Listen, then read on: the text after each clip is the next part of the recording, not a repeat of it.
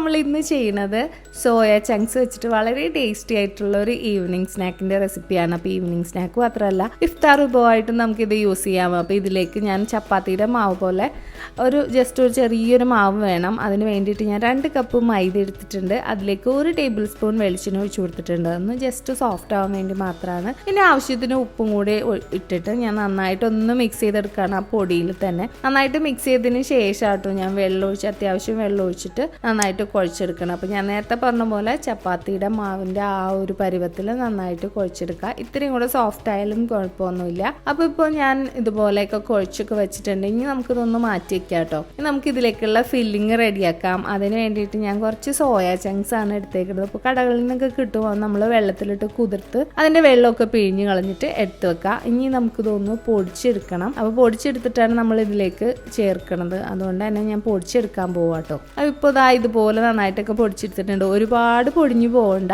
Just ഇറച്ചിയൊക്കെ mix ചെയ്തെടുക്കണ പോലെ നമുക്ക് ഇതൊന്ന് പൊടിച്ചെടുക്കാം. ഇനി ഞാനതൊരു ബൗളിലേക്ക് മാറ്റാണ്. അപ്പോൾ ഇതിലേക്കാണ് നമ്മൾ മസാലപ്പൊടിയൊക്കെ ചേർക്കുന്നത് കേട്ടോ. അപ്പോൾ ആവശ്യത്തിന് ഉപ്പ് ചേർക്കുന്നുണ്ട് ഞാൻ. അതുപോലെ മസാലപ്പൊടി മീറ്റ് മസാലയാണ് ഞാൻ എടുക്കുന്നത്. അപ്പോൾ ആ ഒരു ഇറച്ചിയുടെയൊക്കെ ഒരു ഫ്ലേവർ വരുമല്ലോ. മീറ്റ് മസാല ഒരു 4 ടേബിൾ സ്പൂണോളം ഞാൻ 4 ടീസ്പൂണോളം ഞാൻ ചേർത്ത് കൊടുക്കുന്നുണ്ട്. അപ്പോൾ മീറ്റ് മസാല ഇടുന്നതുകൊണ്ട് തന്നെ ഞാൻ വേറെ എക്സ്ട്രാ ഒന്നും ചേർത്തിട്ടില്ല. നിങ്ങൾക്ക് വേണമെന്നുണ്ടെങ്കിൽ കുറച്ച് കുരുമുളക് പൊടിയൊക്കെ ഇടാം. അപ്പോൾ അതിൻ്റെ ഒരു ഫ്ലേവർ വേറെ കിട്ടും കേട്ടോ. അപ്പോൾ ഇതിൽ ഞാൻ വേറെ എക്സ്ട്രാ പൊടികളൊന്നും ഞാൻ വേറെ ചേർത്തിട്ടില്ല. കാരണം മീറ്റ് മസാലയിൽ തന്നെ എല്ലാം ഉണ്ട്. മുളക് പൊടി, മഞ്ഞൾപ്പൊടി, മല്ലിപ്പൊടി എല്ലാ സാധനങ്ങളും ഉണ്ട്. അതുകൊണ്ട് തന്നെ വേറെ എക്സ്ട്രാ മസാല ചേർക്കണമെന്നില്ല. അപ്പോൾ ഇനി നമുക്ക് ഈ ഒരു ഫില്ലിങ് റെഡിയാക്കി എടുക്കാം. അതിന് വേണ്ടിയിട്ട് ഞാൻ 1 ടേബിൾ സ്പൂണോളം വെളിച്ചെണ്ണ ഒഴിച്ചു കൊടുത്തിട്ടുണ്ട്. അതിലേക്ക് ഒരു മീഡിയം സവാളയായിട്ടോ ഞാൻ എടുത്തത്. അപ്പോൾ അതും കൂടെ ഞാൻ ഇതിലേക്ക് ചേർത്ത് കൊടുത്തിട്ടുണ്ട്. ഇനി സവാളയൊക്കെ ഒന്ന് ജസ്റ്റ് ഒന്ന് പകുതി ഒന്ന് വഴണ്ടിട്ട് വരട്ടെ. എന്നിട്ട് നമുക്ക് അതിലേക്ക് 1 ടേബിൾ സ്പൂണോളം ഇഞ്ചി വെളുത്തുള്ളി ചതച്ചതാണ്. അപ്പോൾ അതും കൂടെ ചേർത്ത് കൊടുക്കാം. ഇനി ആ ഇഞ്ചിയുടെയും വെളുത്തുള്ളിയുടെയൊക്കെ ആ ഒരു സ്മെല്ലൊക്കെ ഒന്ന് മാറി കഴിയുമ്പോൾ നമുക്ക് ഇതിലേക്ക് കുറച്ച് കറിവേപ്പില ഇട്ട് കൊടുക്കാം. പിന്നെ ആവശ്യത്തിന് ഉപ്പ്. അപ്പം നമ്മൾ സവാളക്ക് വേണ്ടിയിട്ടുള്ള ഉപ്പ് മാത്രം ഇട്ട് കൊടുത്താൽ മതി. കാരണം സോയ ചങ്ക്സിന് വേണ്ടിയിട്ടുള്ള ഉപ്പ് നമ്മൾ ആദ്യം തന്നെ മിക്സ് ചെയ്ത് വെച്ചിട്ടുണ്ട്. അപ്പോൾ ഈ വേപ്പിലയും കൂടി ഇട്ട് കൊടുത്തിട്ട് ഒന്ന് നന്നായിട്ട് മിക്സ് ചെയ്യുക. ഇനി നമ്മൾ നേരത്തെ മസാല പുരട്ടി മാറ്റി വെച്ചിട്ടുള്ള ആ ഒരു മിക്സ്ചറും കൂടി ഇതിലേക്ക് ചേർത്ത് കൊടുക്കാം കേട്ടോ. ഇനി അപ്പോൾ ഈ മിക്സ്ചറിൽ ചെറുതായിട്ടൊന്ന് വെള്ളം ഉണ്ടാവും. കാരണം നമ്മളിത് വെള്ളത്തിലിട്ട് കുതിർത്തതാണല്ലോ. അപ്പോൾ ആ വെള്ളം ഒന്ന് മാറി, ആ വെള്ളത്തിൻ്റെ ആ ഒരു ഇതൊന്ന് മാറി കിട്ടണം. അത്രയും നേരം നമ്മൾ ഗ്യാസിൽ വെച്ച് ഇതാക്കിയാൽ മതി. ഒരുപാട് നേരമായിട്ട് കുക്ക് ചെയ്യൊന്നും വേണ്ട കേട്ടോ. അപ്പോൾ ഇനി നമുക്കിതൊന്ന് ഫ്രൈ ചെയ്തെടുക്കാനുള്ളതാണ്. അപ്പോൾ അതിൻ്റെ ആ ഒരു കുക്കിംഗ് ടൈമും കൂടെ വരും. പിന്നെ നമ്മൾ പൊടിച്ചതല്ലേ, അപ്പോൾ അത് വേഗം കുക്കായി കിട്ടും കേട്ടോ. അപ്പോൾ അത്യാവശ്യം ഡ്രൈ ആകാൻ തുടങ്ങി എന്ന് വരുമ്പോഴത്തേക്കും നമ്മൾക്ക് ഗ്യാസ് ഓഫ് ചെയ്യാം. അപ്പോൾ നമ്മൾ നേരത്തെ കുഴച്ച് വെച്ച മാവൊക്കെ ഇതുപോലെ ചെറിയ ചെറിയ ഉരുളകളാക്കി ഞാൻ വെച്ചിട്ടുണ്ട്. അതിൽ ഒരെണ്ണം പ്രസ് ചെയ്തിട്ട് ഇതുപോലെ പരത്തി എടുത്തിട്ടുണ്ട് കേട്ടോ.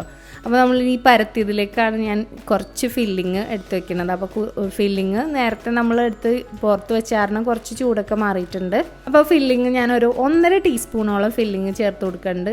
അതുപോലെ നമ്മൾ നേരത്തെ താഴെ വെച്ച പോലെ തന്നെ ഒരു ഉരുള എടുത്ത് പരത്തിയിട്ട് അതിൻ്റെ മുകളിലും കൂടെ വെച്ച് കൊടുത്തിട്ട് ഞാൻ സൈഡൊക്കെ ഒന്ന് നന്നായിട്ട് ഒട്ടിച്ചു കൊടുക്കുകയാണ്. അപ്പോൾ നിങ്ങൾക്ക് ഈ ഒരു ഷേപ്പിൽ തന്നെ ചെയ്യണമെന്നൊന്നും ഇല്ല കേട്ടോ. നിങ്ങൾക്ക് ഇഷ്ടമുള്ള ഷേപ്പിൽ ചെയ്യാം. ചിലവർ വലിയ ഉരുള പരത്തിയിട്ട് അതിനെ 4 കട്ട് ചെയ്ത് അപ്പോൾ 2 ത്രികോണം പോലത്തെ 2 ഷേപ്പിൽ കിട്ടും. കാരണം 4 പീസ് ഉണ്ടല്ലോ. അപ്പോൾ ഒരെണ്ണം താഴെ ഒരെണ്ണം മേളിലുമായിട്ട് നല്ല ട്രയാങ്കിൾ ഷേപ്പിൽ നമുക്ക് അതിനെ പ്രസ് ചെയ്തെടുക്കാം. അപ്പോൾ ഒരു സമൂസ ഫീൽ ആയിരിക്കും. അപ്പോൾ ഷേപ്പ് നിങ്ങളുടെ ഓരോരുത്തരുടെ ഇഷ്ടം. ചിലവർക്ക് ഒരു എന്താ പറയുക, ഈ നമ്മൾ ഒറ്റ പത്തിരി തന്നെ പകുതിയായിട്ട് മടക്കിയതായിരിക്കും അതുപോലെ. അപ്പോൾ ഡീപ് ഫ്രൈ ആണ് ചെയ്യണത്. കുറച്ച് കൂടുതൽ വെളിച്ചെണ്ണ വേണം. കുറച്ച് കുഴിവുള്ള പാത്രമാണെന്നുണ്ടെങ്കിൽ അധികം വെളിച്ചെണ്ണ വേണ്ടി വരില്ല. പിന്നെ ഇത് മൈദ ആയതുകൊണ്ട് തന്നെ ഒന്ന് ഇടയ്ക്കിടയ്ക്ക് ഒന്ന് അങ്ങോട്ടും ഇങ്ങോട്ടും ഒക്കെ തിരിച്ചു കൊടുക്കുക. അല്ലാന്നുണ്ടെങ്കിൽ ഒറ്റ സൈഡ് തന്നെ വേഗം കരിഞ്ഞിട്ട് പോകും. അപ്പോൾ വേഗം അങ്ങോട്ടും ഇങ്ങോട്ടും ഒക്കെ ഒരു മീഡിയം ഫ്ലെയിമിലിട്ട് നന്നായിട്ട് കുക്ക് ചെയ്തെടുക്കുക. അപ്പോൾ ഈ ഒരു പരുവത്തിലാകുമ്പോൾ 2 സൈഡും ഈ ഒരു കളറാകുമ്പോൾ നമുക്കിത് കോരിയെടുക്കാം കേട്ടോ. അപ്പോൾ ഇത്രേ ഉള്ളൂ. വളരെ സിമ്പിൾ ആയിട്ടുള്ള റെസിപ്പി അല്ലേ. അപ്പോൾ ഈ ഒരു സമയത്ത് ഇവിടെ റെഡി ആയിട്ടുണ്ട്. നമുക്കിത് എണ്ണയിൽ നിന്ന് മാറ്റാം കേട്ടോ. അതുപോലെ നമുക്ക് ബാക്കിയുള്ളതൊക്കെ ഇതുപോലെ ഒന്ന് ഫ്രൈ ചെയ്തെടുക്കാം. വളരെ ടേസ്റ്റി ആയിട്ടുള്ള ഒരു